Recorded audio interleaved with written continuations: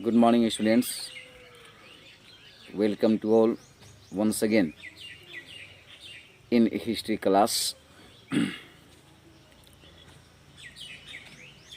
Dear students, in previous class, you had read that which factors were responsible for the emergence of nationalism in India. It means in which condition nationalism emerged in India. What were the reasons for the emergence of nationalism in India? We had discussed about the factors responsible for the emergence of nationalism in India. Now, open your book and at page number 53, second paragraph.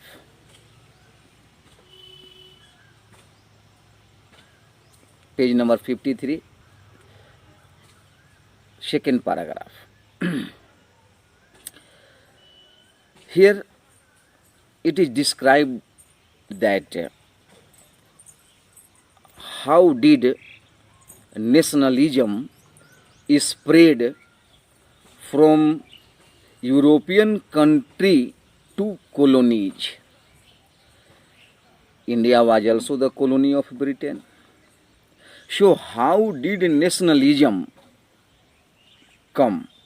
How did nationalism spread from European country to colonies and especially in India?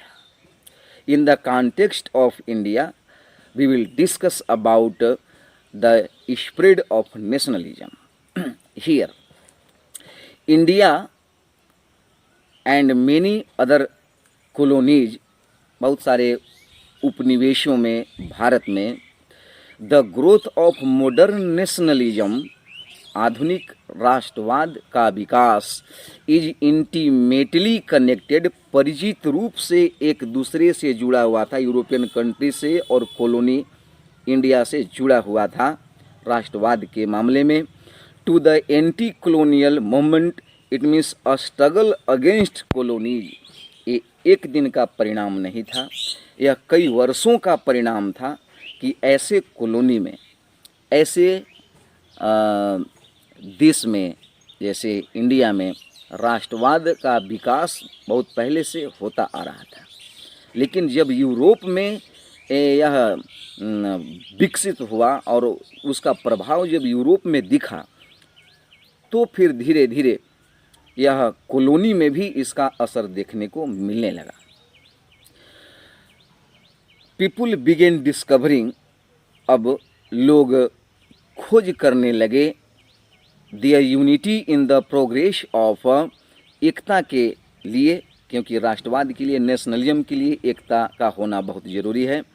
There unity in the process of their struggle with colonialism. इस उपनिवेशवाद के खिलाफ उन कॉलोनियों में एकता का जो प्रक्रिया है और उसके लिए संघर्ष का जो प्रक्रिया था वह विकसित होने लगा, आगे बढ़ने लगा. The sense of being oppressed, आपको पता है राष्ट्रवाद के लिए यूनिटी और सामूहिक एकता का एहसास होना बहुत ज़रूरी है.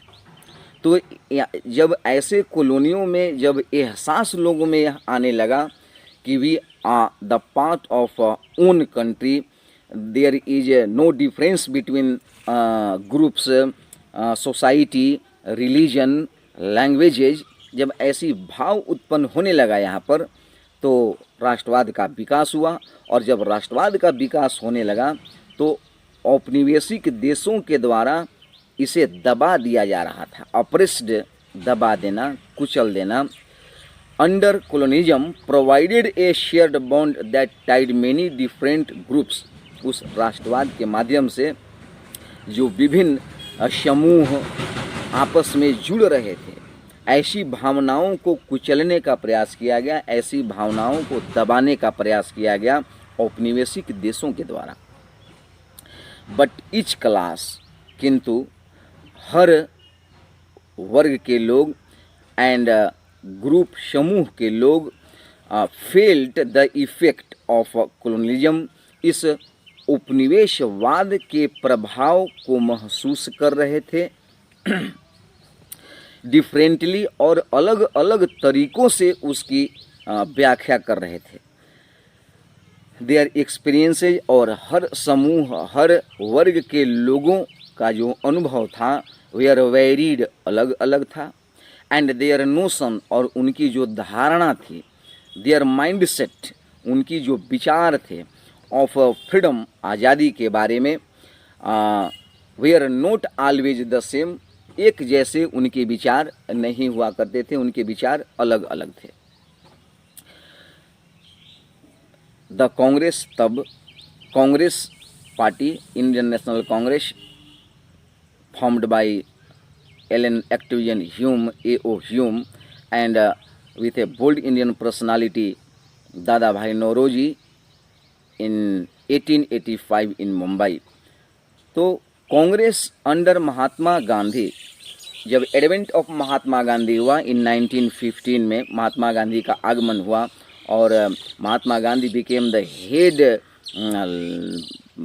Leader, main personality of Congress जब हुए, तो महात्मा गांधी और उनके नेतृत्व में और सारे जो लीडर्स थे, वे सभी ट्राइड टू फोर्ग, आगे बढ़ाने का प्रयास किया गांधी जी ने इस नेशनलिज्म को, दिस ग्रुप्स टुगेदर, और ये जो डिफरेंट क्लासेज, डिफरेंट ग्रुप्स थे, उनको एक करने का प्रयास किया गांधी जी ने विद इन वन मोमेंट, एक आंदोलन के द्वारा। But the unity did not emerge, लेकिन एकता का जो विकास होता है वह कभी भी ऐसे नहीं होता विदाउट कॉन्फ्लिक्ट, बिना टकराव के, बिना विरोध के। आपने पढ़ा है केवल एक ही ऐसा केस हुआ पूरे वर्ल्ड में, पूरे हिस्ट्री में, जहाँ कोई कॉन्फ्लिक्ट और बैटल और वॉर नहीं हुआ, वह था the strange case of Britain में। तो इंडिया में भी ऐसे ही टकराव प्रारंभ हुआ। तो your question here, your question is,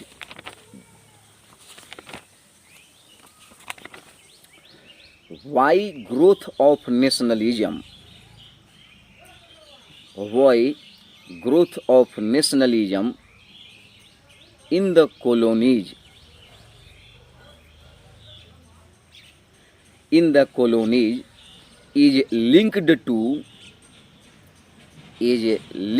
to an anti-colonial movement, to an anti-colonial movement. Now next page, and your real chapter begins. The First World War, Khilafat and non-cooperation movement. First of all, once again I want to highlight about the World War First. In previous chapter 1, and the last topic of chapter 1, you have read Balkan region, and the main cause of the World War First was imperialism, and the main region of the World War First was Balkan region, and the immediate cause of the World War First was the Austrian Prince Archduke Ferdinand killed in Bosnia-Herzegovina, Sarajevo conspiracy. So what was the effect of World War First in India? It means how did World War First responsible for the emergence of nationalism in India? आखिर world War first के बाद ही भारत में राष्ट्रवाद का विकास बहुत तेजी से क्यों हो रहा था, कैसे हुआ? आइए देखते हैं। इन द ईयर आफ्टर 1919 के बाद the duration the period of World War first was 1914 to 1918। तो वर्ल्ड वार फर्स्ट जब 1918 में समाप्त हुआ और 1919 हुआ, उसके बाद we see the national movement, हम देखते हैं कि राष्ट्रीय आंदोलन स्प्रेडिंग फैल रहा था टू न्यू एरियाज, नए नए जगहों पर, नए नए क्षेत्रों पर, इनकॉर्पोरेटिंग न्यू सोशल ग्रुप्स, और नए नए सामाजिक समूह इस आंदोलन में शामिल हो रहे थे, and developing new modes of struggle, और संघर्ष के नए नए तरीकों का विकास हो रहा था 1919 के बाद। तो हाउ डू वी अंडरस्टैंड, हम इसे कैसे समझ सकते हैं, दिस डेवलपमेंट, इस विकास का, what implications did they have, और इसका क्या परिणाम सामने आया, देखेंगे इसको।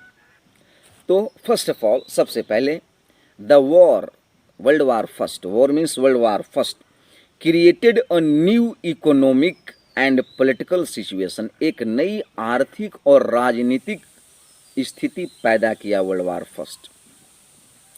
It led to huge increase in defence expenditure. युद्ध वर्ल्ड वार फर्स्ट ब्रिटेन लड़ रहा था और पैसा खर्च हो रहा था इंडिया का।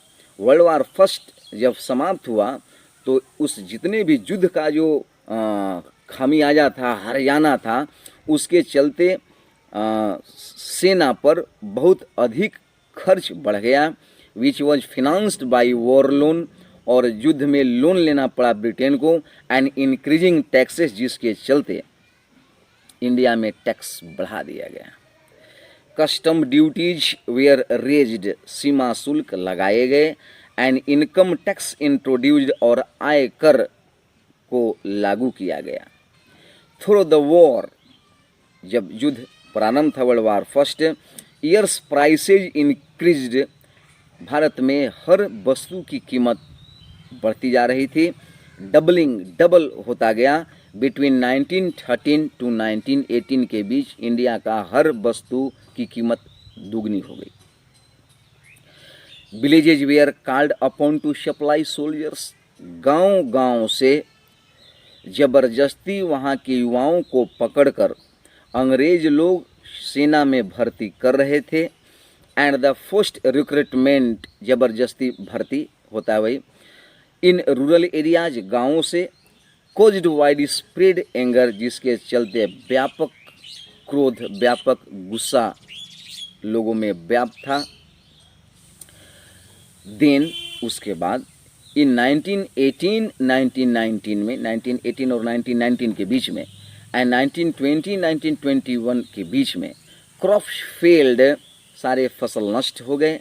In many parts of India, Bharat के अधिकांश भागों का फसल नष्ट हो गया, रिजल्टिंग, जिसके कारण इन अक्यूट शॉर्टेज ऑफ फूड, अनाजों की भारी किल्लत हो गई इंडिया में। अनाज खत्म हो गए, अनाज था नहीं, ऊपर से टैक्सेस बढ़ा दिए गए। This was accompanied by an influenza epidemic, इसके साथ साथ एक और बहुत बड़ा मुसीबत हुआ इंडिया में कि इन्फ्लुएंजा महामारी पूरे इंडिया में फैल गया। अकॉर्डिंग टू द सेंसस, और उस सेंसस के अनुसार, जनगणना के अनुसार 1921 में पहली बार 12 to 13 मिलियन पीपल पेरिस्ट, मर गए, नष्ट हो गए, as a result of famine, इस अकाल के कारण, एंड द एपिडेमिक, इस महामारी के कारण। ये स्थिति हुआ 1919 के बाद, वर्ल्ड वार फर्स्ट के बाद इंडिया में। तो पीपुल होप्ड, लोगों, भारतीयों की एक आशा थी, दैट देयर हार्डशिप, भारतीयों की जो मुसीबत है, वुड इंड, अब समाप्त होगी, and after the war was over, जो युद्ध खत्म होगा तो मुसीबत हमारी ख़त्म हो जाएगी। ऐसी आशा के साथ इंडियन जी रहे थे कि वर्ल्ड वार फर्स्ट ख़त्म हुआ, अब होगा, अब हम लोग का दिन अच्छे आएंगे, अच्छे दिन आएंगे। But that did not happen. लेकिन भारतीयों की मुसीबत ख़त्म नहीं हुई। आशा की किरण कहीं दिख नहीं रही थी भारतीयों में एट दिस स्टेज। तब उसी समय ए न्यू लीडर, एक नया नेता अपीयर्ड, सामने आता है एंड सजेस्टेड, और यह सजेस्ट करता है भारतीयों को a new mode of struggle, संघर्ष के एक नए तरीका के बारे में। उन्हें कहा कि अब आपने बहुत हिंसा कर लिया, अब थोड़ी मेरी राह पर चलिए और देखिए मैं आपको आपकी गुलामी की दास्ता से हटाऊंगा। वे थे Mahatma Gandhi. But write a question here,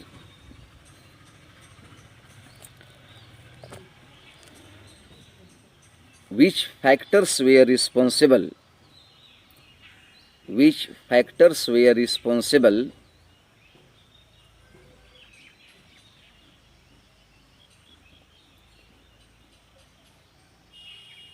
for the emergence of nationalism after 1919? For the emergence of nationalism after 1919.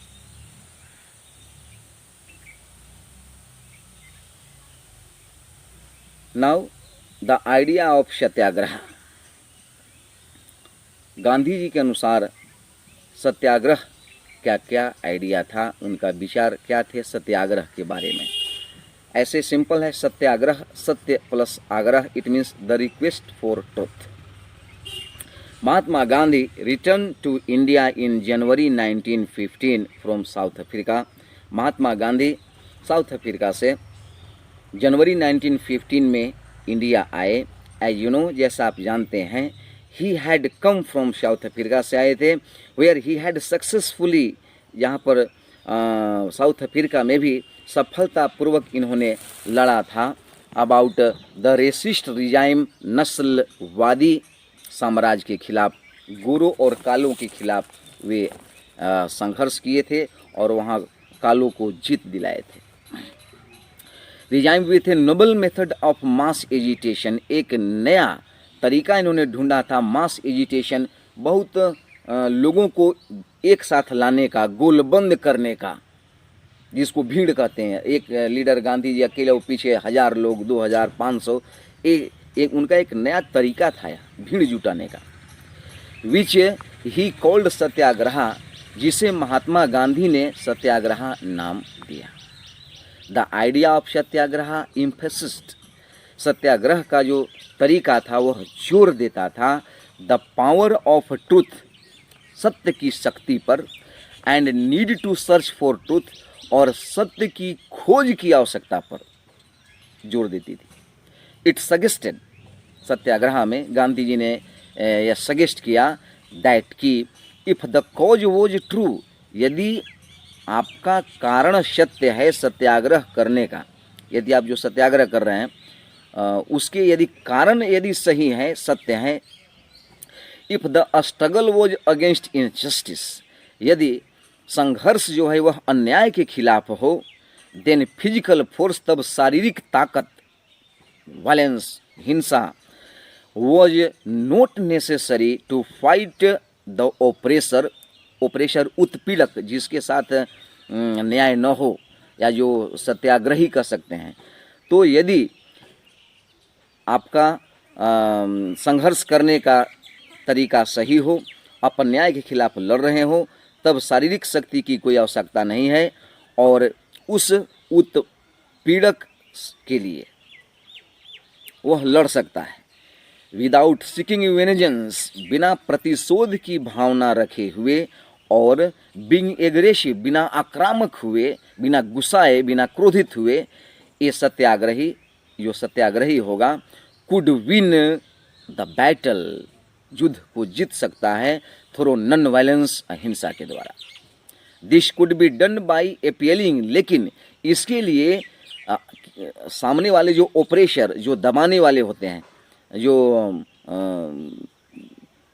सत्याग्रही को सामने वाले की आत्मा को झकझोरना होगा, उसके आत्मा को टच करना होगा, अपीलिंग टू द कॉन्सेंस, उसकी चेतना को झकझोरना होगा, ऑफ द ऑपरेशर, उत्पीड़क को, पीपल इंक्लूडिंग द ऑपरेशर। और तब ऐसा होगा जब लोग, और जो दबाएगा वो खुद हैड टू बी परsuaded, उसे मनाया जाएगा टू सी द ट्रूथ, कि देखो सही क्या है और गलत क्या है।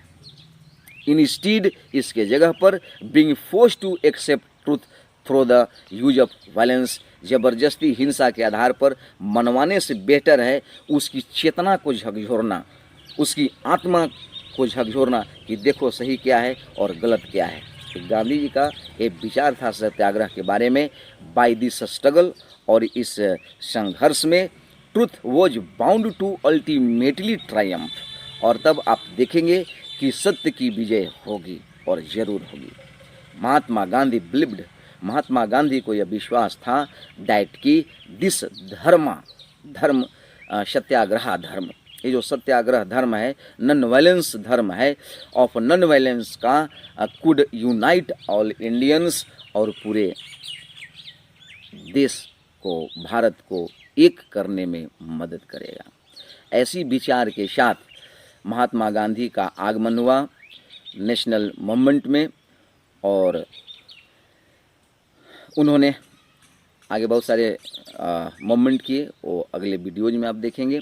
Right a question from here, your question is what is meant by the idea of satyagraha, what is meant by the idea of satyagraha, what is meant by the idea of satyagraha. Thank you. Have a nice day.